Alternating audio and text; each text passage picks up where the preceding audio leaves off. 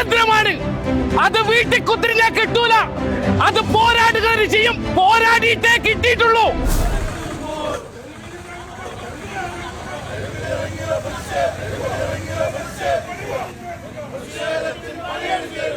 അടാ ലബു, ഇവൽക്കല്ല പേരാൻ തോന്നുന്നു. അങ്ങ് ഡൽഹിയിൽ നടക്കുന്ന പ്രശ്നത്തിന് ഇവിടുന്ന് പ്രകടനം പോയിട്ട് എന്താക്കാനാ?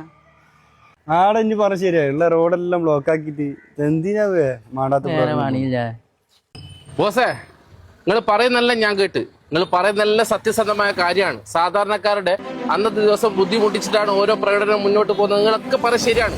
ഈ പ്രകടനം പോകുമ്പോൾ ഈ 1000 പേരെ നിങ്ങൾ പുച്ഛിച്ചപ്പോൾ ഇതുപോലുള്ള ഒരുപാട് ജനങ്ങൾ ആ ഡൽഹിയിൽ ഇപ്പം അടികൊണ്ടിട്ട് പോയി മരിച്ചുകൊണ്ടിരിക്കുക. 20 മക്കളാണ് ആത്മഹത്യ ചെയ്ത്. എന്തിന്? 3-4 വർഷം പഠിച്ചിട്ട് എക്സാം എഴുതിയിട്ട് അവസാനം ചോദ്യപേപ്പർ ചോർച്ച വന്നാൽ അവർ എവിടെയാണ് പരാതി പറയാ?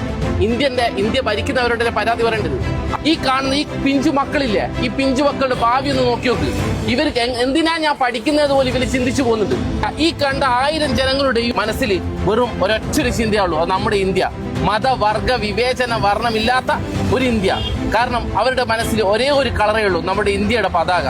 നമുക്ക് വേണ്ടി, നമ്മളെപ്പോലുള്ള സാധാരണക്ക് വേണ്ടി അതിന് സപ്പോർട്ട് ചെയ്യാതെ പുച്ഛിക്കാൻ നിൽക്കരുത്. അറിയില്ലേ, ഞങ്ങളും ഉണ്ട് നിങ്ങളുടെ. നമുക്കെല്ലാം സ്വാതന്ത്ര്യമാണ്. അത് വീട്ടിൽ കുത്തിരിഞ്ഞാൽ കിട്ടൂല. അത് പോരാടുക ചെയ്യും. പോരാടിയിട്ടേ കിട്ടിയിട്ടുള്ളൂ.